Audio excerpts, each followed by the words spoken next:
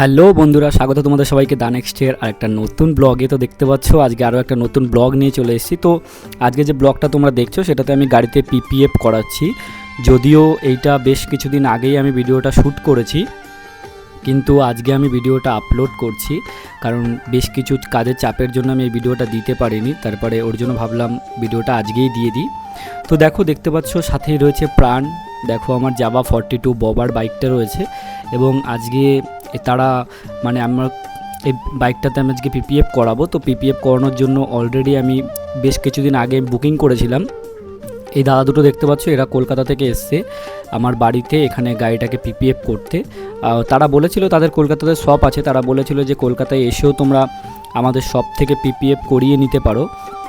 কিন্তু আমি দেখলাম যে কলকাতা বাইকটা নিয়ে যেতে গেলে একটা হ্যাপা, তারপরে যে খরচা হবে আমার সেটা বাড়িতে এসে যদি হয়ে যায় তার থেকে যদি কিছু টাকা বেশিও লাগে তাহলে তাই হোক। তার জন্য আমি প্রায় 10-15 দিন আগে বাইকটার পিপিএফ করাবো বলে বুকিং করেছিলাম এই দাদাদের শপে।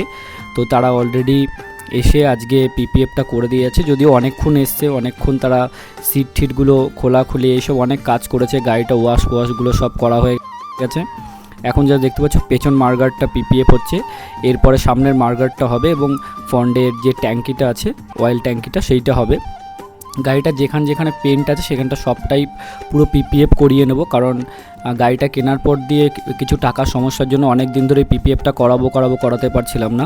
পিপিএফটা না করানোর দরুন গাড়িতে প্রচুর মাইনার স্ক্র্যাচ চলে এসছে, সামনের মার্গার এবং পেছনের মার্গার, এমনকি ট্যাঙ্কিতেও অনেক ধুলোবালি লেগে অনেক রকমের স্ক্র্যাচ চলে এসছে। তার জন্য ভাবলাম যে না, চলো পিপিএফটা আগে করিয়ে নিই, কারণ শখের গাড়ি, বহু কষ্ট করে গাড়িটা কিনেছি। তোমরা যারা আমার ব্লগ দেখো তোমরা জানো আমি গাড়িটা কত কষ্ট করে কিনেছি, আর তাই ভাবলাম চলো আগে পিপিএফ করিয়ে নিই, তাতে যদি কিছু টাকা আমার খরচাও হয় তাও ভালো, কারণ গাড়িটা পুরো প্রোটেকশানে থাকবে।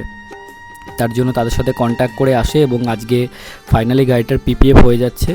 এবং তোমরাও যদি নতুন গাড়ি কিনে থাকো শখের গাড়িকে, অবশ্যই আমি বলবো গাড়ি কেনার 1 মাসের মধ্যে পিপিএফটা করিয়ে নেওয়া খুব ভালো, কারণ আমার একটু লেট হয়ে গেছে, আমার 3-4 মাস হয়ে গেছে তারপরেই আমি পিপিএফটা করালাম। তার কারণ আমার কাছে টাকার একটু সমস্যা ছিল। তোমরা চাইলে ল্যামিনেশনও করাতে পারো, ল্যামিনেশন একটু কম খরচে হয়ে যাবে।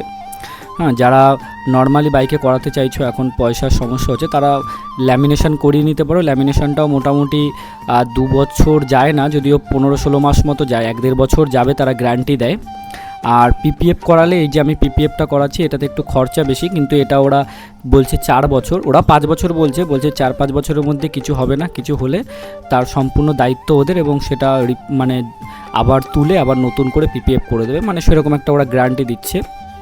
তাই আমি পিপিএফটা করালাম। যদি পিপিএফটা একটু বেশি খরচা পড়ে যায়, তোমরা যদি কম পয়সার মধ্যে করাতে চাও, এবার এক একটা গাড়িতে এক এক রকমের খরচা পড়ে, সব গাড়িতে এক এক রকম খরচা না। আমার এইটা করাচ্ছি, আমার এটা ওরা যেটা একটা নিচ্ছে হয়তো তোমার গাড়িতে কমও নিতে পারে, তার জন্য আমি ডিসক্রিপশনে তাদের লিঙ্ক দিয়ে দিলাম, তাদের নাম্বার দিয়ে দিলাম, তোমরা কন্ট্যাক্ট করে নিতে পারো। তো চলো ভিডিওটা এখানে শেষ করছি।